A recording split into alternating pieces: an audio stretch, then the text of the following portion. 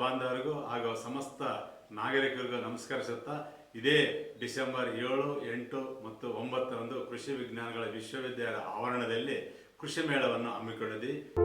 ಮಕ್ಕಳಿಲ್ಲದ ದಂಪತಿಗಳಿಗೆ ಸಂತಸದ ಸುದ್ದಿ. ಮಕ್ಕಳು ಪಡೆಯಲು ಆಸ್ಪತ್ರೆ ಹುಡುಕುತ್ತಿದ್ದೀರಾ? ಹಾಗಾದರೆ ರಾಯಚೂರಿನಲ್ಲಿ ಅದಿತಿ ಹಾಸ್ಪಿಟಲ್ ಮತ್ತು IVF ಸೆಂಟರ್ಗೆ ಮಕ್ಕಳನ್ನು ಪಡೆಯಲು ಹಿಂದೆ ಭೇಟಿ ಕೊಡಿ. ನಮಸ್ಕಾರ, ಮೇಘ ವಾರ್ತೆಗಳಿಗೆ ಸ್ವಾಗತ. ಮುಖ್ಯಾಂಶಗಳು: ಡಿಸೆಂಬರ್ 7ರಿಂದ 9ರವರೆಗೆ 3 ದಿನ ಕೃಷಿ ವಿಶ್ವವಿದ್ಯಾಲಯದಲ್ಲಿ ಕೃಷಿ ಮೇಳ. ಕಲ್ಯಾಣ ಕರ್ನಾಟಕ ಉಸ್ತುವಾರಿ ಸಚಿವರು, ಕೃಷಿ ಸಚಿವರು ಭಾಗಿ. ಕುಲಪತಿ ಡಾಕ್ಟರ್ ಹನುಮಂತಪ್ಪ. ರಾಜ್ಯದ ಪಡಿತರದಾರರಿಗೆ ಅವಶ್ಯಕತೆಯಿರುವ ಆಹಾರ ಧಾನ್ಯ ರಾಜ್ಯದಲ್ಲಿಯೇ ಲಭ್ಯ, ಖರೀದಿ ರಾಜ್ಯ ಸರ್ಕಾರ ಮುಂದಾಗಬೇಕು. ಹನುಮನಗೌಡ ಬೆಳಕುರ್ಕಿ. ಮೈಕ್ರೋ ಫೈನಾನ್ಸ್ಗಳಿಂದ ಕಿರುಕುಳ ತಡೆಯಲು ಆಗ್ರಹಿಸಿ ಪ್ರತಿಭಟನಾ ರ್ಯಾಲಿ. ಉದ್ಯೋಗ ಖಾತ್ರಿ ಯೋಜನೆ ಅನುದಾನ ಕಡಿತಗೊಳಿಸದಂತೆ ಒತ್ತಾಯಿಸಿ ಗ್ರಾಮೀಣ ಕೂಲಿಕಾರರ ಸಂಘದಿಂದ ಧರಣಿ. ಅಂಗವಿಕಲ ದಿನಾಚರಣೆಯಂದು ಜಿಲ್ಲಾಡಳಿತದಿಂದಲೇ ಕಾಯ್ದೆ ಉಲ್ಲಂಘನೆ, DC ಕ್ಷಮೆಯಾಚಿಸದಿದ್ದರೆ ನ್ಯಾಯಾಲಯದ ಮೊರೆ. ಶಿವಗೇನಿ ಅತನೂರು. ಡಿಸೆಂಬರ್ 6ರಂದು ಡಾಕ್ಟರ್ BR ಅಂಬೇಡ್ಕರ್ ಮಹಾಪರಿನಿರ್ವಾಣ ದಿನದ ಅಂಗವಾಗಿ ವಿಚಾರಗೋಷ್ಠಿ. ಪ್ರವೀಣ. ವಿವಿಧ ಬೇಡಿಕೆಗಳಿಗೆ ಆಗ್ರಹಿಸಿ LIC ಏಜೆಂಟ್ರಿಂದ ಪ್ರತಿಭಟನೆ. ಈಗ ವಾರ್ತೆಗಳ ವಿವರ. ರಾಯಚೂರು ಕೃಷಿ ವಿಜ್ಞಾನಗಳ ವಿಶ್ವವಿದ್ಯಾಲಯದಿಂದ ಡಿಸೆಂಬರ್ 7ರಿಂದ 9ರವರೆಗೆ 3 ದಿನ ಕೃಷಿ ಮೇಳವನ್ನು ಕೃಷಿ ವಿಶ್ವವಿದ್ಯಾಲಯ ಆವರಣದಲ್ಲಿ ಆಯೋಜಿಸಲಾಗಿದೆ ಎಂದು ವಿಶ್ವವಿದ್ಯಾಲಯದ ಕುಲಪತಿ ಡಾಕ್ಟರ್ ಹನುಮಂತಪ್ಪ ಹೇಳಿದರು. ಅವರಿಂದು ಮಾಧ್ಯಮಗೋಷ್ಠಿ ಉದ್ದೇಶಿಸಿ ಮಾತನಾಡಿ, ಹವಾಮಾನ ವೈಪರೀತ್ಯಕ್ಕೆ ಸುಸ್ಥಿರ ಕೃಷಿ ಘೋಷವಾಕ್ಯದೊಂದಿಗೆ 3 ದಿನ ಕೃಷಿ ಮೇಳ ನಡೆಯಲಿದ್ದು, ಜಿಲ್ಲಾ ಉಸ್ತುವಾರಿ ಸಚಿವ ಡಾಕ್ಟರ್ ಶರಣಪ್ರಕಾಶ್ ಪಾಟೀಲ್ ಉದ್ಘಾಟಿಸಲಿದ್ದಾರೆ. ವಸ್ತು ಪ್ರದರ್ಶನವನ್ನು ಕೃಷಿ ಸಚಿವ ಚಲುವರಾಯಸ್ವಾಮಿ ಉದ್ಘಾಟಿಸುತ್ತಾರೆ. ಜಾನುವಾರು ಪ್ರದರ್ಶನವನ್ನು ಸಣ್ಣ ನೀರಾವರಿ ಸಚಿವ NS ಬೋಸರಾಜು, ತಾಂತ್ರಿಕ ಕೈಪಿಡಿಗಳ ಅನಾವರಣವನ್ನು ಸಣ್ಣ ಕೈಗಾರಿಕಾ ಸಚಿವ ಶರಣಬಸಪ್ಪ ದರ್ಶನಾಪುರ ನೆರವೇರಿಸಲಿದ್ದಾರೆ. ಕೃಷಿ ಯಂತ್ರೋಪಕರಣ ಮಳಿಗೆಗಳನ್ನು ಗ್ರಾಮೀಣಾಭಿವೃದ್ಧಿ ಸಚಿವ ಪ್ರಿಯಾಂಕ ಖರ್ಗೆ, ಕೃಷಿ ತಾಂತ್ರಿಕತೆಗಳ QR ಕೋಡ್ ಅನ್ನು ಅರಣ್ಯ ಸಚಿವ ಈಶ್ವರ ಖಂಡ್ರೆ, ಅಭಿವೃದ್ಧಿ ಇಲಾಖೆ ಮಳಿಗೆಗಳನ್ನು ಹಿಂದುಳಿದ ವರ್ಗ ಮತ್ತು ಕನ್ನಡ ಮತ್ತು ಸಂಸ್ಕೃತಿ ಇಲಾಖೆ ಸಚಿವ ಶಿವರಾಜ ತಂಗಡಗಿ ಉದ್ಘಾಟಿಸಲಿದ್ದಾರೆ. 3 ದಿನಗಳ ಕೃಷಿ ಮೇಳದಲ್ಲಿ ಒಂದೇ ವೇದಿಕೆಯಡಿ ಹೊಸ ತಳಿ, ಹೊಸ ಸಂಶೋಧನೆ, ಆವಿಷ್ಕಾರ ಸೇರಿದಂತೆ ತೋಟಗಾರಿಕೆ, ಮೀನುಗಾರಿಕೆ ಒಳಗೊಂಡಂತೆ ಎಲ್ಲ ಸಮಗ್ರ ಮಾಹಿತಿ ಒದಗಿಸಲು ಉದ್ದೇಶಿಸಲಾಗಿದೆ. ಹವಾಮಾನ ವೈಪರೀತ್ಯಗಳ ಕುರಿತು ರೈತರೊಂದಿಗೆ ಕೃಷಿ ವಿಜ್ಞಾನಗಳ ಸಂವಾದ, ವಿಚಾರಗೋಷ್ಠಿ ನಡೆಯಲಿವೆ. ಶ್ರೇಷ್ಠ ಕೃಷಿಕ, ಶ್ರೇಷ್ಠ ಕೃಷಿ ಮಹಿಳೆ ಪ್ರಶಸ್ತಿ ಪ್ರದಾನ ಸಮಾರಂಭ ನಡೆಯಲಿದೆ. 240 ಮಳಿಗೆಗಳನ್ನು ಸ್ಥಾಪಿಸಲು ಉದ್ದೇಶಿಸಲಾಗಿದ್ದು, 3 ದಿನಗಳಲ್ಲಿ 3 ರಿಂದ 4 ಲಕ್ಷ ರೈತರು ಭಾಗವಹಿಸುವ ನಿರೀಕ್ಷೆ ಇದೆ ಎಂದರು.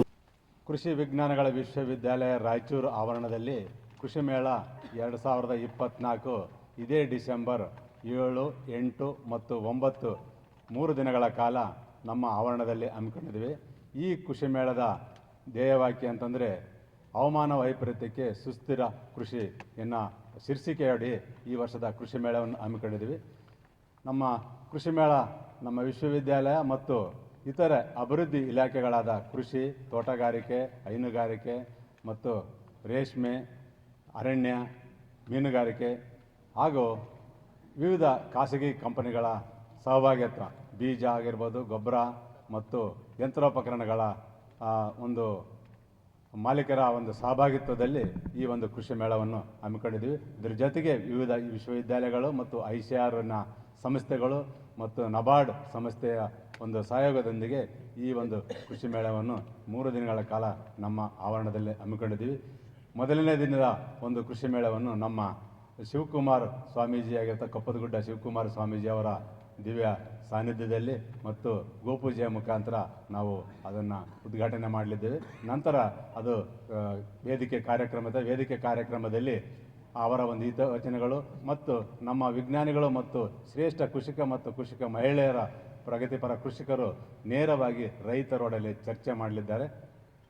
ಎರಡನೇ ದಿನ ಉದ್ಘಾಟನಾ ಭಾಷಣವನ್ನು ಕೃಷಿ ಸಂಶೋಧನಾ ನಿರ್ದೇಶಕ ಬಿಕೆ ದೇಸಾಯಿ ಮಾತನಾಡಿ, ರಾಯಚೂರು ಕೃಷಿ ವಿಶ್ವವಿದ್ಯಾಲಯದಿಂದ 54 ತಳಿಗಳನ್ನು ಸಂಶೋಧಿಸಿ ರೈತರಿಗೆ ನೀಡಲಾಗಿದೆ. ದೇಶದಲ್ಲಿಯೇ ಮೊದಲ ಬಾರಿ ಕೋರೆಲ್ ಸಾವಯವ ತಳಿಯನ್ನು ಸಂಶೋಧಿಸಲಾಗಿದೆ. 600 ಹೊಸ ತಂತ್ರಜ್ಞಾನಗಳ ಆವಿಷ್ಕರಿಸಲಾಗಿದೆ. ಹವಾಮಾನ ಬದಲಾವಣೆ ಕುರಿತಂತೆ ರಾಷ್ಟ್ರೀಯ ಕೃಷಿ ಯೋಜನೆಯಡಿ 5 ಕೋಟಿ ರೂಪಾಯಿ ಯೋಜನೆ ರೂಪಿಸಲಾಗಿದೆ. ಸಾವಯವ ಕೃಷಿ ಗುಣಮಟ್ಟದ ಬೀಜೋತ್ಪಾದನೆ ಒದಗಿಸಲಾಗುತ್ತಿದೆ. ದೇವದುರ್ಗದಲ್ಲಿ ಮೆಣಸಿನಕಾಯಿ ಸಂಶೋಧನಾ ಕೇಂದ್ರ ಸ್ಥಾಪನೆಗೆ ಈಗಾಗಲೇ ಸರ್ಕಾರಕ್ಕೆ ಪ್ರಸ್ತಾವನೆ ಸಲ್ಲಿಸಲಾಗಿದೆ. ರೈತರು ಎದುರಿಸುತ್ತಿರುವ ಸಮಸ್ಯೆಗಳ ನಿವಾರಣೆಗೆ ವಿಶ್ವವಿದ್ಯಾಲಯ ಮಿತಿಯೊಳಗೆ ಕಾರ್ಯಕ್ರಮ ರೂಪಿಸಿ ಜಾರಿಗೊಳಿಸಲಾಗುತ್ತಿದೆ ಎಂದರು. ಕೂಡ ಒಂದು ಹೆಚ್ಚಿನ ಒಂದು ಒತ್ತು ಕೊಟ್ಟು ಆ ಒಂದು ತಳಿಗಳನ್ನು ಕೂಡ ನಾವು ಬಿಡುಗಡೆ ಮಾಡಿದ್ದೇವೆ. ಇಲ್ಲಿ ಒಂದು ವಿಶೇಷತೆ ಏನಂದರೆ ಕೊರಲೆ ಬೆಳೆಯ ತಳಿಯನ್ನು ಮೊಟ್ಟ ಮೊದಲಿಗೆ 2023ರಲ್ಲಿ ಯಾವ ವಿಶ್ವವಿದ್ಯಾಲಯ ಬಿಡುಗಡೆ ಮಾಡಿದ್ದಿಲ್ಲ. ಈವನ್ ಭಾರತದಲ್ಲೇ ಯಾವ ವಿಶ್ವವಿದ್ಯಾಲಯ ಬಿಡುಗಡೆ ಮಾಡಿದ್ದಿಲ್ಲ. ಬ್ರೌನ್ ಟಾಪ್ ಮಿಲೆಟ್ ಅಂತ ನಾವೇನು ಹೇಳ್ತೀವಿ, ಕೊರಲೆ ತಳಿಯನ್ನು ನಮ್ಮ ವಿಜ್ಞಾನಿಗಳು ಈ ಒಂದು ಭಾಗಕ್ಕೆ ಕೊಟ್ಟಿದ್ದಾರೆ ರೈತರಿಗಾಗಿ. ಸೊ ಎಲ್ಲ ಸಿರಿಧಾನ್ಯಗಳ ತಳಿಗಳನ್ನು ಕೂಡ ಬಿಡುಗಡೆ ಮಾಡಿದ್ದಾರೆ ಮತ್ತು ಸುಮಾರು 600 ತಂತ್ರಜ್ಞಾನಗಳನ್ನು ಅಭಿವೃದ್ಧಿಪಡಿಸಲಾಗಿದೆ. ಇತ್ತೀಚೆಗೆ ಏನಾಗ್ತಾ ಇದೆ ತಮಗೆಲ್ಲ ಗೊತ್ತಿರುವಂತೆ ಈ ಒಂದು ಧ್ಯೇಯವಾಕ್ಯ ಏನಿದೆ ನಮ್ಮ ಒಂದು ಕೃಷಿ ಮೇಳದ್ದು, ಹವಾಮಾನದ ವೈಪರೀತ್ಯಕ್ಕೆ ಅನುಗುಣವಾಗಿ ನಮ್ಮ ಸುಸ್ಥಿರ ಕೃಷಿ ಅಂತ ನಾವು ಕೊಟ್ಟಿದ್ದೇವೆ. ಇತ್ತೀಚೆಗೆ ಎಲ್ಲ ಇದರಲ್ಲೂ ಯಾವುದೇ ಒಂದು ನಾವು ಪ್ರಿಡಿಕ್ಷನ್ ಮಾಡೋಕ್ಕಾಗೋದಿಲ್ಲ. ಸೊ ಆ ಒಂದು ಥರ ಇದ್ದಾಗ ಯಾವ ಬೆಳೆಗಳನ್ನು ಹಾಕಬೇಕು, ಯಾವ ತಳಿಗಳನ್ನು ಹಾಕಬೇಕು, ಖಂಡಿತವಾಗಿ ರೈತರಿಗೆ ಪ್ರಶ್ನೆ ಸಹಜ ಉದ್ಭವಿಸುವುದು. ಸೊ ಆ ದೃಷ್ಟಿಯಲ್ಲಿ ನಮ್ಮ ವಿಶ್ವವಿದ್ಯಾಲಯದಿಂದ ಈ ಕಳೆದ ವರ್ಷ KRG 88 ಅಂತೇಳಿ ನಾಮ್ 88 ಅಂತ ತೊಗರಿ ಬೆಳೆಯಲ್ಲಿ ಹೊಸ ತಳಿಯನ್ನು ಬಿಡುಗಡೆ ಮಾಡಿದ್ದೇವೆ. ಇದು ನಮ್ಮ TS3R ಅಂತ ಏನಿದೆ ಇದುವರೆಗೆ. ಈ ಸಂದರ್ಭದಲ್ಲಿ ವಿಸ್ತರಣಾ ನಿರ್ದೇಶಕ ಡಾಕ್ಟರ್ ಎನ್ ಶಿವಶಂಕರ, ಕೃಷಿ ಸ್ನಾತಕೋತ್ತರ ಡೀನ್ ಡಾಕ್ಟರ್ ಗುರುರಾಜ ಸುಂಕದ ಉಪಸ್ಥಿತರಿದ್ದರು. ರಾಜ್ಯದ ಪಡಿತರದಾರರಿಗೆ ಅವಶ್ಯಕತೆ ಇರುವ ಆಹಾರ ಧಾನ್ಯಗಳ ಲಭ್ಯತೆ ಸಾಮರ್ಥ್ಯವಿದ್ದಾಗಲೂ ರಾಜ್ಯ ಸರ್ಕಾರ ಖರೀದಿ ಮಾಡದೆ ನಿರ್ಲಕ್ಷ್ಯ ವಹಿಸಲಾಗುತ್ತಿದ್ದು, ಸ್ಥಳೀಯವಾಗಿ ಖರೀದಿಗೆ ಸಚಿವ ಸಂಪುಟ ಉಪಸಮಿತಿ ನಿರ್ಧರಿಸಬೇಕು ಎಂದು ಕೃಷಿ ಬೆಲೆ ಆಯೋಗದ ಮಾಜಿ ಅಧ್ಯಕ್ಷ ಹನುಮಗೌಡ ಬೆಳಗುರ್ಕಿ ಆಗ್ರಹಿಸಿದರು. ಅವರಿಂದು ಮಾಧ್ಯಮಗೋಷ್ಠಿ ಉದ್ದೇಶಿಸಿ ಮಾತನಾಡಿ, ರಾಜ್ಯದಲ್ಲಿ ಪಡಿತರ ಧಾನ್ಯ ವಿತರಿಸಲು 30 ಲಕ್ಷ ಟನ್ ಆಹಾರ ಅವಶ್ಯಕತೆ ಇದೆ. ರಾಜ್ಯದಲ್ಲಿ 48 ಲಕ್ಷ ಟನ್ ಧಾನ್ಯ ಸಂಗ್ರಹಿಸುವ ಗೋದಾಮುಗಳಿದ್ದು 14,000 ಹಾಲು ಉತ್ಪಾದಕ ಸಹಕಾರಿ ಸಂಘಗಳು, 5,000 ಪ್ರಾಥಮಿಕ ಸಹಕಾರಿ ಸಂಘಗಳು, 350 FTOಗಳು ಸೇರಿ 20,000 ಸಹಕಾರಿ ಸಂಘಗಳಿದ್ದು 4,000 ಕೋಟಿ ಬೆಂಬಲ ಬೆಲೆ ಖರೀದಿಸಲು ಆವರ್ತ ನಿಧಿ ಕಾಯ್ದಿರಿಸಲಾಗಿದೆ. ಆದರೂ ರಾಜ್ಯದಲ್ಲಿಯೇ ಖರೀದಿ ಮಾಡಲು ಸರ್ಕಾರ ಮುಂದಾಗುತ್ತಿಲ್ಲ ಏಕೆ ಎಂದು ಪ್ರಶ್ನಿಸಿದರು. ರಾಜ್ಯದಲ್ಲಿ ಬೆಳೆಯುವ ಭತ್ತ ಖರೀದಿಸುವುದರಿಂದ ಅಕ್ಕಿ ಮಿಲ್ಗಳು ಕಾರ್ಮಿಕರಿಗೂ ಕೆಲಸ ನೀಡಿದಂತಾಗುತ್ತದೆ. ರಾಷ್ಟ್ರೀಯ ಆಹಾರ ಭದ್ರತಾ ಕಾಯ್ದೆ 2013ರ ಅನ್ವಯ ಪ್ರತಿ ವ್ಯಕ್ತಿಗೆ 5 ಕೆಜಿ ಆಹಾರ ಧಾನ್ಯ ನೀಡಬೇಕಿದೆ. 3 ರೂಪಾಯಿ ಕೆಜಿಯಂತೆ ಅಕ್ಕಿ, 2 ರೂಪಾಯಿ ಕೆಜಿಯಂತೆ ಗೋಧಿ ಹಾಗೂ 1 ರೂಪಾಯಿ ಕೆಜಿಯಂತೆ ಜೋಳ, ರಾಗಿ ಪೂರೈಸಲಾಗುತ್ತಿದೆ. ರಾಜ್ಯ ಸರ್ಕಾರವೇ ಹಣವನ್ನು ಭರಿಸಿ ಪೂರೈಸುತ್ತಿದೆ. ಅಲ್ಲದೆ ರಾಜ್ಯ ಸರ್ಕಾರ ಪ್ರತಿ ತಿಂಗಳಿಗೆ 10 ಕೆಜಿ ಆಹಾರ ವಿತರಿಸುವ ಯೋಜನೆ ಜಾರಿಗೊಳಿಸಿದೆ. ಆಹಾರ ಭದ್ರತಾ ಕಾಯ್ದೆ ಅಡಿಯಲ್ಲಿ 11 ಲಕ್ಷ ಅಂತ್ಯೋದಯ ಕಾರ್ಡುಗಳು, 111 ಲಕ್ಷ BPL ಕಾರ್ಡುಗಳು ಹಾಗೂ 21 ಲಕ್ಷ APL ಕಾರ್ಡುಗಳಿವೆ. ಎಲ್ಲಾ ಫಲಾನುಭವಿಗಳು ಸೇರಿ 5 ಕೋಟಿ ಜನರಿಗೆ ಆಹಾರ ವಿತರಿಸಲಾಗುತ್ತಿದೆ. ರಾಜ್ಯದಲ್ಲಿ 60 ರಿಂದ 65 ಲಕ್ಷ ಟನ್ ಭತ್ತ, 11 ರಿಂದ 12 ಲಕ್ಷ ಟನ್ ಜೋಳ, 9 ರಿಂದ 10 ಲಕ್ಷ ಟನ್ ರಾಗಿ ಉತ್ಪಾದನೆ ಗುರಿ ಹೊಂದಲಾಗಿದೆ. ಕೇಂದ್ರ ಸರ್ಕಾರ 2 ಹಂತದಲ್ಲಿ ಬೆಳೆ ಖರೀದಿಸುತ್ತದೆ. ಘೋಷಿತ ಬೆಂಬಲ ಬೆಲೆಗೆ ಗುಣಮಟ್ಟ ಮತ್ತು ಅವಧಿ ನಿರ್ಬಂಧ ಪ್ರಮಾಣ ನಿರ್ಬಂಧನೆ ಇಲ್ಲದೆ ಖರೀದಿಸಿ ಸೆಂಟ್ರಲ್ ಪೋಲ್ ವರ್ಗಾಯಿಸಲಾಗುತ್ತದೆ. ಕೇಂದ್ರ ಸರ್ಕಾರ ಕೇಂದ್ರೀಕೃತ ರಾಜ್ಯಗಳು ಹಾಗೂ ವಿಕೇಂದ್ರೀಕೃತ ರಾಜ್ಯ ಎಂದು ವಿಂಗಡಿಸಿ ಖರೀದಿ ಮಾಡಲಾಗುತ್ತದೆ. ಕೇಂದ್ರ ಸರ್ಕಾರ ಆಹಾರ ಇಲಾಖೆ ರಾಜ್ಯ ಕಾರ್ಯದರ್ಶಿಗಳ ಸಭೆ ನಡೆಸಿ ಖರೀದಿ ಪ್ರಮಾಣ, ಖರೀದಿ ಅವಧಿಯನ್ನು ನಿರ್ಧರಿಸುತ್ತಾರೆ. ರಾಷ್ಟ್ರೀಯ ಆಹಾರ ಭದ್ರತಾ ಕಾಯ್ದೆ ಅಡಿ ಆಹಾರ ಧಾನ್ಯಗಳ ಖರೀದಿ, ಸಂಗ್ರಹಣೆ, ಸಾಗಣೆ, ವಿತರಣೆ, ಖಾಲಿ ಚೀಲದ ವೆಚ್ಚವನ್ನು ಭರಿಸುತ್ತದೆ. ಆದರೆ 2024-25ನೇ ಸಾಲಿಗೆ ಮುಂಗಾರು ಹಂಗಾಮಿಗೆ 485 ಲಕ್ಷ ಟನ್ ಅಕ್ಕಿ, ಜೋಳ, ರಾಗಿ ಖರೀದಿ ಗುರಿಯನ್ನು ನಿಗದಿಪಡಿಸಲಾಗಿದೆ. ಪಂಜಾಬ್ ರಾಜ್ಯದಿಂದ 124 ಲಕ್ಷ ಟನ್, ಛತ್ತೀಸ್ಗಢದಿಂದ 70 ಟನ್, ಉತ್ತರ ಪ್ರದೇಶದಿಂದ 41 ಲಕ್ಷ ಟನ್, ಒರಿಸ್ಸಾದಿಂದ 40 ಲಕ್ಷ ಟನ್, ಹರಿಯಾಣದಿಂದ 40 ಲಕ್ಷ ಟನ್, ತೆಲಂಗಾಣದಿಂದ 36 ಲಕ್ಷ ಟನ್, ಮಧ್ಯಪ್ರದೇಶದಿಂದ 30 ಲಕ್ಷ ಟನ್, ಆಂಧ್ರ ಪ್ರದೇಶದಿಂದ 25 ಟನ್, ಬಿಹಾರದಿಂದ 23 ಲಕ್ಷ ಟನ್ ಖರೀದಿ ಮಾಡಲಾಗುತ್ತದೆ. ರಾಜ್ಯದಿಂದ ಮಾತ್ರ 1.5 ಲಕ್ಷ ಟನ್ ಮಾತ್ರ ಖರೀದಿಸಲು ತೀರ್ಮಾನಿಸಿದೆ. ಆಂಧ್ರ ಪ್ರದೇಶ ಮತ್ತು ತೆಲಂಗಾಣದಲ್ಲಿ 2024ರ ಅಕ್ಟೋಬರ್ 1ರಿಂದ 2025 ಮಾರ್ಚ್ ವರೆಗೆ ಖರೀದಿಸಲಾಗುತ್ತದೆ. ರಾಜ್ಯದಲ್ಲಿ ಮಾತ್ರ 2025 ಜನವರಿಯಿಂದ ಮಾರ್ಚ್ 25 ಖರೀದಿಗೆ ನಿರ್ಧರಿಸಿರುವ ರೈತರಿಗೆ ಅನಾನುಕೂಲವಾಗುತ್ತದೆ. ಮಲೆನಾಡು ಕರಾವಳಿಯಲ್ಲಿ ಅಕ್ಟೋಬರ್ ತಿಂಗಳಲ್ಲಿ ಭತ್ತ ಕಟಾವು ನಡೆಯುತ್ತದೆ. ತುಂಗಭದ್ರಾ, ಕೃಷ್ಣ, ಭದ್ರಾ, ಕಾವೇರಿ ಅಚ್ಚುಕಟ್ಟು ಪ್ರದೇಶದಲ್ಲಿ ನವೆಂಬರ್ ಮತ್ತು ಡಿಸೆಂಬರ್ ತಿಂಗಳುಗಳಲ್ಲಿ ಭತ್ತ ಕಟಾವು ನಡೆಯುತ್ತದೆ. ರೈತರ ಭತ್ತ ಖರೀದಿಯನ್ನು ಅಕ್ಟೋಬರ್ನಲ್ಲಿ ಪ್ರಾರಂಭಿಸುವುದು ಅವಶ್ಯಕವಾಗಿರುತ್ತದೆ. ಅಲ್ಲದೆ ಭತ್ತ, ರಾಗಿ, ಜೋಳ ಖರೀದಿಗೆ ಹಾಕಿರುವ ಮಿತಿಯನ್ನು ಸಹ ಸಡಿಲಿಸಬೇಕು. ಪ್ರತಿ ಎಕರೆಗೆ 25 ಕ್ವಿಂಟಲ್ನಂತೆ ಪ್ರತಿ ರೈತನಿಂದ 50 ಕ್ವಿಂಟಲ್ ಮಿತಿ, ರಾಗಿ ಗರಿಷ್ಠ 20 ಕ್ವಿಂಟಲ್, ಜೋಳ ಗರಿಷ್ಠ 150 ಕ್ವಿಂಟಲ್ ನಿಗದಿಪಡಿಸಲಾಗಿದೆ. ಹಿಂದಿನ ಅವಧಿಯಲ್ಲಿ ಹಿಡುವಳಿ ಅನುಗುಣವಾಗಿ ಖರೀದಿಸಲಾಗಿತ್ತು. ಅದೇ ಪದ್ಧತಿಯಂತೆ ಖರೀದಿ ಮಾಡಿದರೆ ರೈತರಿಗೆ ಅನುಕೂಲವಾಗಲಿದೆ ಎಂದರು. ರಾಜ್ಯದಲ್ಲಿ ಉತ್ಪಾದನೆಯಾಗುವ ಭತ್ತ, ಜೋಳ, ರಾಗಿ ಸೇರಿದಂತೆ ಖರೀದಿಗೆ ಬೇಕಾಗುವ ಹಣ, ದಾಸ್ತಾನು, ಸಾಗಣೆ ಎಲ್ಲವೂ ವ್ಯವಸ್ಥೆ ಇದ್ದರೂ ಸರ್ಕಾರ ರಾಜ್ಯದ ರೈತರಿಂದಲೇ ಖರೀದಿಸಲು ಮುಂದಾಗುತ್ತಿಲ್ಲ. ಅವಕಾಶಗಳಿದ್ದರೂ ರೈತರಿಗೆ ಬೆಲೆಯೂ ಇಲ್ಲದಂತಾಗುತ್ತಿದೆ. ಸಚಿವ ಸಂಪುಟ ಉಪಸಮಿತಿ ಈ ನಿಟ್ಟಿನಲ್ಲಿ ನಿರ್ಧರಿಸಬೇಕಾದ ಅಗತ್ಯವಿದೆ ಎಂದರು. ಕಾರ್ಯ ಮಾಡ್ತಾ ಇಲ್ಲ ಅನ್ನೋದು ರೈತರಲ್ಲಿರ್ತಕ್ಕಂಥ ಆಕ್ರೋಶ. ಆ ಹಿನ್ನೆಲೆಯಲ್ಲಿ ಇವತ್ತು ಒಂದಿಷ್ಟು ಅಂಕಿ ಸಂಖ್ಯೆಗಳ ಜೊತೆ ತಮ್ಮ ಜೊತೆ ಹಂಚಿಕೊಳ್ಳೋಣ, ತಮ್ಮ ಮೂಲಕ ಸರ್ಕಾರಕ್ಕೆ ಒಂದು ಎಚ್ಚರಿಕೆ ಕೊಡೋಣ ಹಾಗೆ ಅನ್ನಂತ ಒಂದು ಇದು ಪತ್ರಿಕಾ ಮಿತ್ರರ ಜೊತೆನ ಮಾತುಕತೆ. ಈ ವರ್ಷ ಇಡೀ ರಾಷ್ಟ್ರದಲ್ಲಿ ಸಾರ್ವಜನಿಕ ವಿತರಣೆಗಾಗಿ ಗುರಿ ಹೊಂದಿರುವಂಥದ್ದು 485 ಲಕ್ಷ ಟನ್ ಅಕ್ಕಿ. 485 ಲಕ್ಷ ಟನ್ ಅಕ್ಕಿನಲ್ಲಿ ಪಂಜಾಬ್ನಿಂದ 124, ಅದೆಲ್ಲ ಮಾಹಿತಿ ತಾವು ಹಂಚಿಕೊಂಡಿದ್ದೀವಿ. ಪಂಜಾಬ್ನಿಂದ 124 ಲಕ್ಷ ಟನ್, ಛತ್ತೀಸ್ಗಢದಿಂದ 70 ಲಕ್ಷ ಟನ್, ಉತ್ತರ ಪ್ರದೇಶದಿಂದ 41 ಲಕ್ಷ ಟನ್, ಒಡಿಶಾದಿಂದ 40 ಲಕ್ಷ ಟನ್, ಹರಿಯಾಣದಿಂದ 40 lakh ton, Telangana 36 lakh ton, Madhya Pradesh 30 lakh ton, Andhra Pradesh 25 lakh ton, Bihar 23 lakh ton. ಆದರೆ ಕರ್ನಾಟಕದಿಂದ 1.5 ಲಕ್ಷ ಟನ್. ಈ ಸಂದರ್ಭದಲ್ಲಿ ರೈತ ಮುಖಂಡರುಗಳಾದ ಶಂಕರಗೌಡ ಹರವಿ, RS ಪಾಟೀಲ್, ಅಮರೇಶ್ ಹೊಸಮನಿ, ರುದ್ರಣ್ಣ ಸೇರಿದಂತೆ ಅನೇಕರು ಇದ್ದರು. ಮೈಕ್ರೋ ಫೈನಾನ್ಸ್ ಸಂಘ ಸಂಸ್ಥೆಗಳಿಂದ ಹಾಗೂ ಇನ್ನಿತರ ಫೈನಾನ್ಸ್ ಕಂಪನಿಗಳಿಂದ ತೆಗೆದುಕೊಂಡ ಹಣವನ್ನು ವಾಪಸ್ಸು ಮರುಪಾವತಿಸಲು ಬಡ್ಡಿ ರಹಿತ 6 ತಿಂಗಳ ಸಮಯಾವಕಾಶ ಕಲ್ಪಿಸಲು ಒತ್ತಾಯಿಸಿ ಸಾರ್ವಜನಿಕ ಹೋರಾಟಗಾರರು ಮತ್ತು ಸಾಮಾಜಿಕ ಸೇವಕ ವೇದಿಕೆಯಿಂದ DC ಕಚೇರಿ ಮುಂದೆ ಪ್ರತಿಭಟನೆ ನಡೆಸಲಾಯಿತು.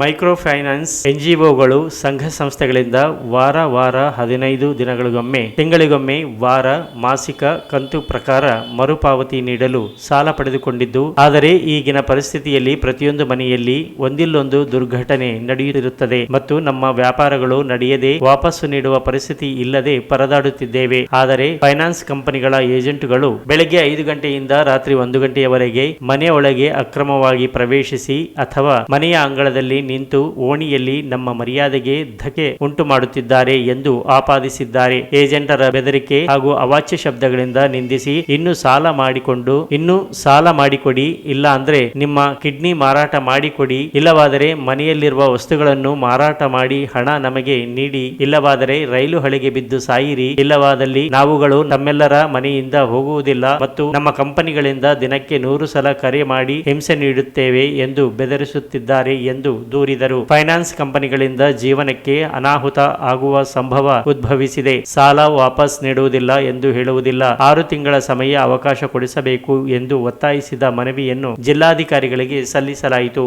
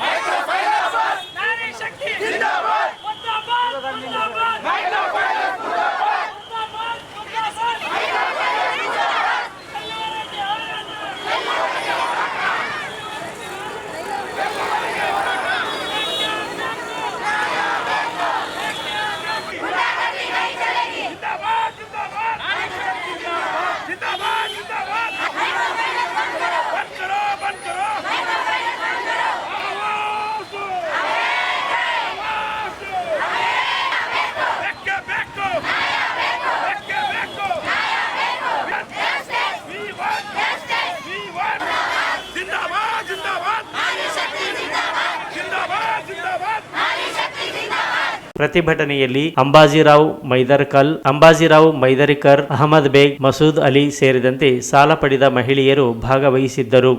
ಈಗ ಜಾಹೀರಾತುಗಳು.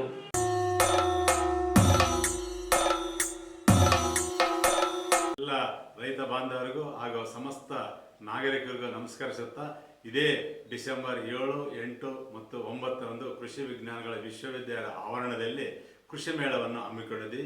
ಈ ವರ್ಷದ ಕೃಷಿ ಮೇಳದ ಧ್ಯೇಯವಾಕ್ಯ ಅಂತಂದರೆ ಹವಾಮಾನದಲ್ಲಿ ಆಗ್ತಕ್ಕಂಥ ವೈಪರೀತ್ಯಕ್ಕೆ ಸುಸ್ಥಿರ ಕೃಷಿ ಎಂಬ ಶೀರ್ಷಿಕೆಯೊಂದಿಗೆ ನಾವು ಕೃಷಿ ಮೇಳವನ್ನು ಹಮ್ಮಿಕೊಂಡಿದ್ದೀವಿ.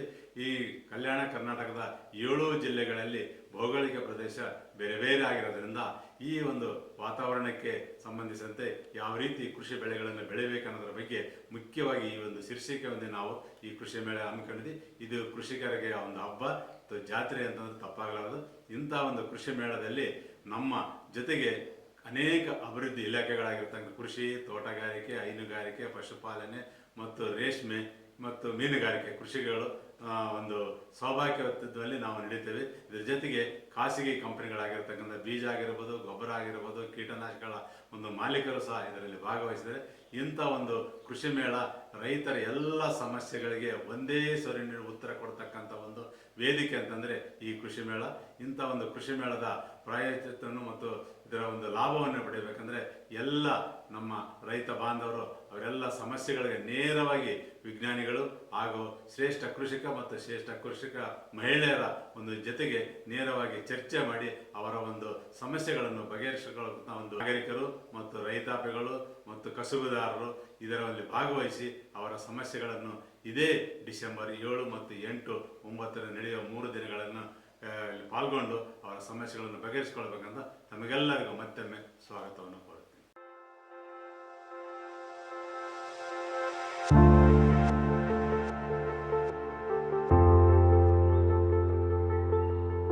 ಮಕ್ಕಳಿಲ್ಲದ ದಂಪತಿಗಳಿಗೆ ಸಂತಸದ ಸುದ್ದಿ. ಮಕ್ಕಳು ಪಡೆಯಲು ಆಸ್ಪತ್ರೆ ಹುಡುಕುತ್ತಿದ್ದೀರಾ?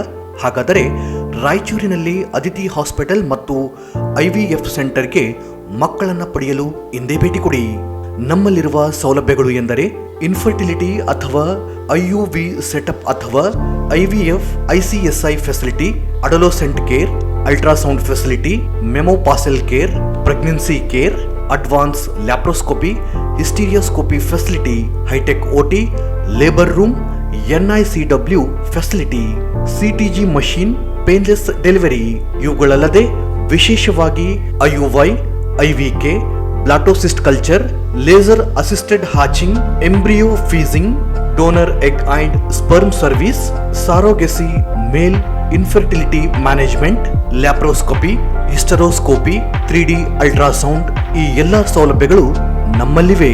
ಹೆಚ್ಚಿನ ಮಾಹಿತಿಗಾಗಿ ಸಂಪರ್ಕಿಸಿ ಅದಿತಿ ಹಾಸ್ಪಿಟಲ್ ಮತ್ತು IVF centre, doctor Deepa Hanumasagar, consultant obstetrician, gynaecologist, infertility and high risk pregnancy specialist, Raichur. ವಿಳಾಸ ಮನೆ ನಂಬರ್ 1-3-184, RR ಕಾಲೋನಿ, ಆಶಾಪುರ್ ರಸ್ತೆ, ರಾಯಚೂರು.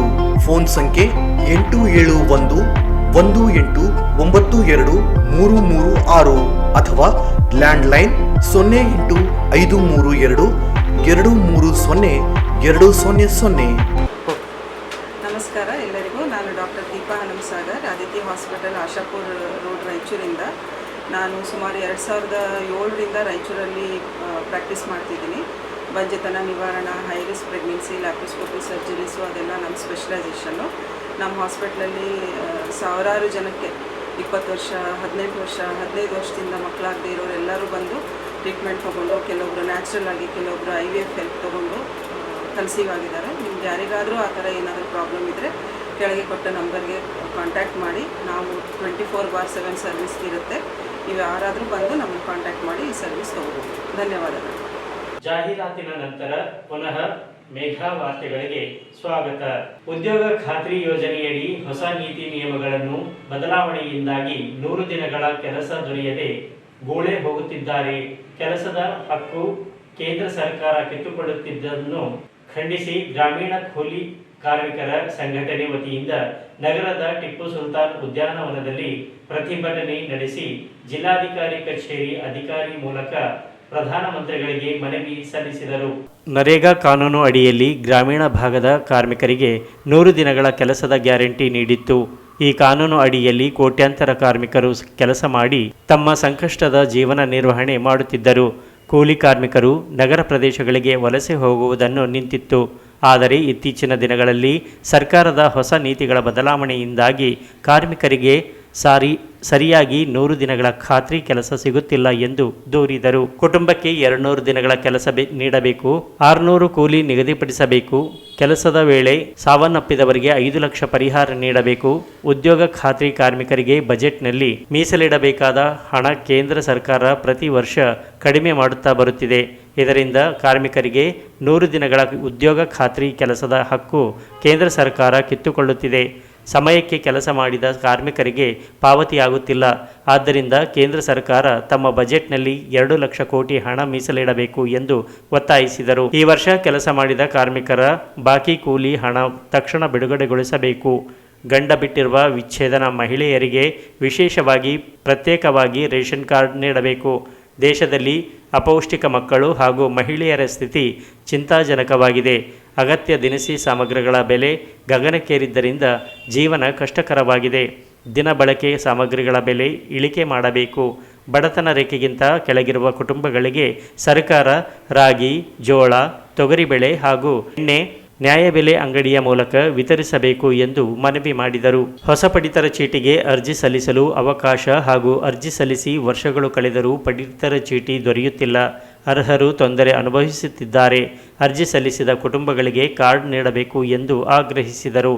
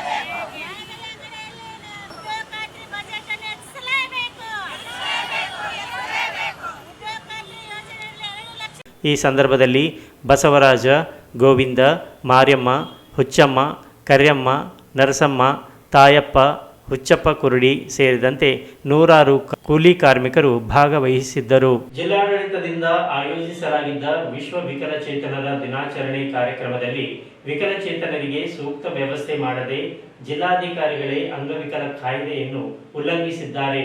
ಕೂಡಲೇ ಕ್ಷಮೆ ಯಾಚಿಸದೆ ಹೋದಲ್ಲಿ ನ್ಯಾಯಾಲಯದ ಮೊರೆ ಹೋಗುವುದಾಗಿ ಅಂಗವಿಕಲರ ರಾಜ್ಯ ಒಕ್ಕೂಟದ ಉಪಾಧ್ಯಕ್ಷ ಶಿವಗೇನಿ ಅತ್ತನೂರು ಹೇಳಿದರು.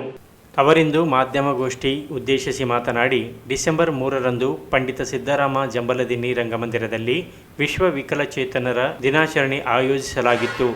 ಆದರೆ ವೇದಿಕೆ ಹತ್ತಲು ವಿಕಲಚೇತನರಿಗೆ ಸಾಧ್ಯವೇ ಇಲ್ಲದ ಸ್ಥಳವನ್ನು ಆಯ್ಕೆ ಮಾಡಿದ್ದಾರೆ. ವೇದಿಕೆ ಹತ್ತಲು ರ್ಯಾಂಪ್ ವ್ಯವಸ್ಥೆಯೇ ಇಲ್ಲ. ಅಪರ ಜಿಲ್ಲಾಧಿಕಾರಿ ಅಧ್ಯಕ್ಷತೆಯಲ್ಲಿ ನಡೆದ ಪೂರ್ವಭಾವಿ ಸಭೆಯಲ್ಲಿ ತಾತ್ಕಾಲಿಕ ರ್ಯಾಂಪ್ ನಿರ್ಮಾಣ ಮಾಡಲು ಸೂಚಿಸಲಾಗಿತ್ತು. ಆದರೆ ಜಿಲ್ಲಾ ಅಂಗವಿಕಲರ ಕಲ್ಯಾಣಾಧಿಕಾರಿ ಯಾವುದೇ ವ್ಯವಸ್ಥೆ ಮಾಡಿಲ್ಲ. ವೇದಿಕೆಯಡಿ ಕೆಳಗಡೆ ಕುಳ್ಳಿರಿಸಿ ವಿಕಲಚೇತನರನ್ನು ಸನ್ಮಾನಿಸುವ ಕೆಲಸ ಜಿಲ್ಲಾಧಿಕಾರಿ ಮಾಡಿದ್ದಾರೆ. ಅಂಗವಿಕಲರ ಹಕ್ಕುಗಳ ಅನುಷ್ಠಾನ ಅಧಿಕಾರಿಗಳಾಗಿರುವ ಜಿಲ್ಲಾಧಿಕಾರಿಗಳೇ ಆಗಿದ್ದರೂ ವಿಕಲಚೇತನ ಕಾಯ್ದೆಯನ್ನು ಉಲ್ಲಂಘಿಸಿದ್ದಾರೆ. ಕೂಡಲೇ ಬಹಿರಂಗ ಕ್ಷಮೆಯಾಚಿಸಬೇಕು. ಇಲ್ಲದೇ ಹೋದಲ್ಲಿ ಕಾಯ್ದೆ ಉಲ್ಲಂಘಿಸಿರುವ ದೂರನ್ನು ನ್ಯಾಯಾಲಯದಲ್ಲಿ ಪ್ರಶ್ನಿಸುವುದಾಗಿ ಹೇಳಿದರು. ರಾಜ್ಯ ಸಮಿತಿ ಸದಸ್ಯ ಶಿವಶಂಕರ ಬಳೆ ಮಾತನಾಡಿ, ಅಂಗವಿಕಲರ ಕಾಯ್ದೆ 2016ರ ಅನ್ವಯ ಅನೇಕ ನಿರ್ದೇಶನಗಳನ್ನು, ನಿಯಮಗಳನ್ನು ರಾಜ್ಯ ಸರ್ಕಾರ ಜಾರಿಗೊಳಿಸಿದೆ. ಆದರೆ ವಿಕಲಚೇತನರಿಗೆ ಪೂರಕವಾದ ವಾತಾವರಣವನ್ನು ಜಿಲ್ಲಾಡಳಿತವೇ ವ್ಯವಸ್ಥೆ ಮಾಡಬೇಕು. ವಿಕಲಚೇತನರನ್ನು ಆಹ್ವಾನಿಸಿ ವೇದಿಕೆ ಹತ್ತಲು ಆಗದೇ ಇರುವ ಸ್ಥಳ ಆಯ್ಕೆ ಮಾಡಲಾಗಿದೆ. ತಾತ್ಕಾಲಿಕ ವ್ಯವಸ್ಥೆಯನ್ನಾದರೂ ಅಂಗವಿಕಲ ಕಲ್ಯಾಣ ಇಲಾಖೆ ಮಾಡಬಹುದಿತ್ತು. ಆದರೆ ವೇದಿಕೆ ಹತ್ತಲು ರ್ಯಾಂಪ್ ವ್ಯವಸ್ಥೆ ಇಲ್ಲದೇ ಇರುವ ವೇದಿಕೆಯಲ್ಲಿ ಕಾರ್ಯಕ್ರಮ ನಡೆದಿದೆ. ಜಿಲ್ಲಾಧಿಕಾರಿಗಳು ಕೂಡಲೇ ನಿರ್ಲಕ್ಷ್ಯ ವಹಿಸಿರುವ ಅಧಿಕಾರಿಗಳ ವಿರುದ್ಧ ಕ್ರಮ ಕೈಗೊಳ್ಳಬೇಕು. ಇಲ್ಲದೇ ಹೋದಲ್ಲಿ ಕಾಯ್ದೆ ಉಲ್ಲಂಘಿಸಿರುವ ದೂರನ್ನು ನ್ಯಾಯಾಲಯದಲ್ಲಿ ಪ್ರಶ್ನಿಸುವುದಾಗಿ ಹೇಳಿದರು. ಮಾರ್ಗದರ್ಶನ ಮಾಡುವಂತವರು ಅವರು. ಬಟ್ ಅವರ ಅಧ್ಯಕ್ಷತೆಯಲ್ಲಿ ನಡೆದಂತ ಕಾರ್ಯಕ್ರಮದಲ್ಲಿ ಪಂಡಿತ್ ಜಂಬರಸಿಂಗ್ ರಂಗಮಂದಿರದ ವೇದಿಕೆಯಲ್ಲಿ ಹಾಕಲಿಕ್ಕೆ ನಮಗೆ ಅಲ್ಲಿ ಅಸಾಧ್ಯವಾಯಿತು. ಯಾಕೆಂದ್ರೆ ಅಲ್ಲಿ ರ್ಯಾಂಪ್ ಇಲ್ಲದ ಕಾರಣ ಅಲ್ಲಿ ನಮ್ಮವರನ್ನು ಕೆಳಗಡೆ ಕೂರಿಸಿ ಸನ್ಮಾನ ಮತ್ತೆ ಪುರಸ್ಕಾರ ಮಾಡಿದ್ರು. ಯಾಕಂದ್ರೆ ವೇದಿಕೆ ಮೇಲೆ ನಮ್ಮನ್ನು ಕರೆಯುವಂತ ಒಂದು ನಾವು ಆ ವೇದಿಕೆಗೆ ನಾವು ಕೂಡಲಿಲ್ಲ ಅಂದ್ರೆ ನಮ್ಗೆ ಯಾಕೆ ಬೇಕು ಆ ವೇದಿಕೆ, ನಮ್ಗೆ ಯಾಕೆ ಆ ಸನ್ಮಾನ? ಬಹುಶಃ ಇಂಥ ಒಂದು ಕಾಲಕ್ಕಿತ್ತು, ಈಗಲೂ ಕೆಲವು ಹಳ್ಳಿಗಳಲ್ಲಿ ಇರ್ತದೆ. ಯಾರಾದ್ರೂ ಆ ಒಂದು ಸಮುದಾಯದ ನಾಯಕರ ಅಸ್ಪೃಶ್ಯರ ನಾಯಕರು ಇರ್ತಾರಲ್ಲ, ಆ ಒಂದು ದೇವಸ್ಥಾನದ ಕೆಳಗಡೆ ಕೂತ್ಕೊಂಡು ಅಲ್ಲಿ ಹೋಗಿ ಅವ್ರನ್ನ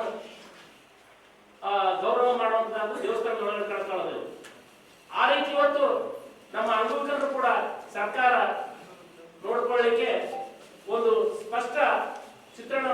ಭಾರತ ರತ್ನ ಡಾಕ್ಟರ್ BR ಅಂಬೇಡ್ಕರ್ ಅವರ ಮಹಾಪರಿನಿರ್ವಾಣ ದಿನಾಚರಣೆ ಅಂಗವಾಗಿ ಭೀಮಾ ಆರ್ಮಿ ಸಂಘಟನೆಯಿಂದ ಬಹುಜನರಿಗೆ ಭೀಮನ ಕೊಡುಗೆ ಕುರಿತು ವಿಚಾರ ಸಂಕಿರಣವನ್ನು ನಗರದ ಪಂಡಿತ ಸಿದ್ದರಾಮ ಜಂಬಲದಿನ್ನಿ ರಂಗಮಂದಿರದಲ್ಲಿ ಬೆಳಗ್ಗೆ 10:30 ಆಯೋಜಿಸಲಾಗಿದೆ ಎಂದು ಸಂಘಟನೆ ಅಧ್ಯಕ್ಷ ಪ್ರವೀಣ್ ಕುಮಾರ್ ಹೇಳಿದರು.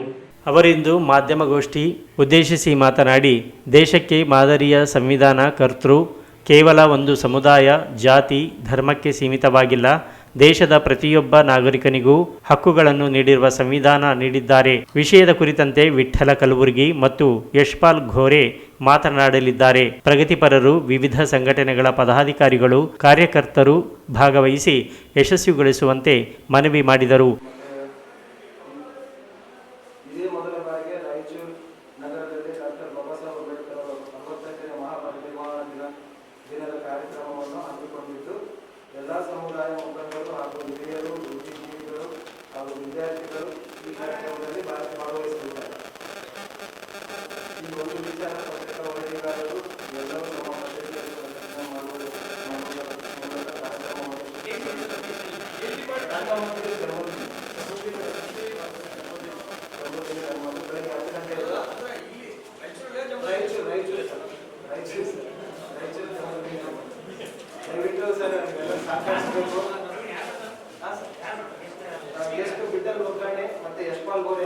ಈ ಸಂದರ್ಭದಲ್ಲಿ ದೀಪಕ್, ನವೀನ್ ಕುಮಾರ್, ರವಿಕುಮಾರ್ ಉಪಸ್ಥಿತರಿದ್ದರು. ವಿವಿಧ ಬೇಡಿಕೆ ಈಡೇರಿಕೆಗೆ ಒತ್ತಾಯಿಸಿ LIC agents organisation of India ವತಿಯಿಂದ ನಗರದ LIC ವಿಭಾಗೀಯ ಕಚೇರಿ ಎದುರು ಪ್ರತಿಭಟನೆ ನಡೆಸಿದರು.